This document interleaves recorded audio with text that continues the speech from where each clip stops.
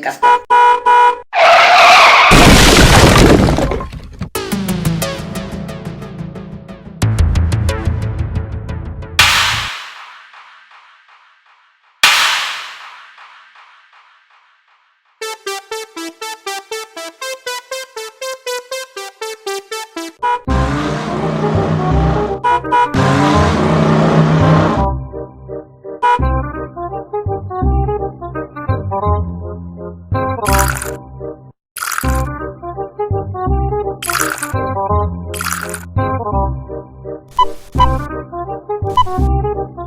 Allo, kooku du Pulo.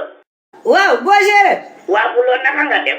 waa doy na dégg naa la maa ngi si jàmm xoolal boo séeréer man dama la bëgg a dimbali ba policier di la jàpp. waa mais Pulo mii lan lay wax nii Pulo nga ni. déglul yow danga bari wax torop su ñuulaay. waa léegi waxal maa ngi lay dégg maa ngi ne teg di la déglu waxal. waaw ma ne ñëwal léegi suma boutique demal soxlu gaawal. waa Pulo demal nag léegi maa ngi ñëw damaa yeb fii si ma sànce gaay bàyyi ma yóbbu ko su ma paree ma ñëw foofu nga wax ma li nga may doye.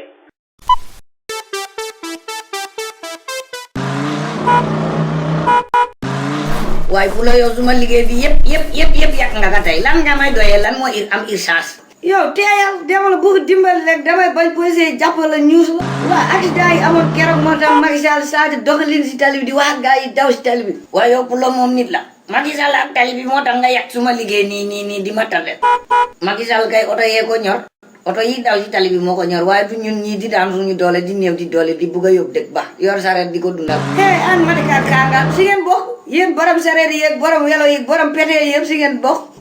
nee na yéen dawalkat sareet yi ngeen di sol casque pour ëllëg bu ngeen dajee camion bañ a pàccal seen bopp yi dee leen sol casque loolu baax na te mesures yi nag Macky Sall nee na ngeen képp kuy dawal fas comme yow su fas bi ngeen yar seen taatu fas yi ñu bañ a puub si kii bi tali bi du duusu fas te tàggal leen seen taatu fas yi ñu bañ a puub fii wala ngeen kii bi. waa léegi dégg naa la wax nga dégg li nga wax yëpp dégg la yéene bu rafet la rek léegi damay kontu su ma wàccee dinaa fi jaaraat xool ni may jëndee casque.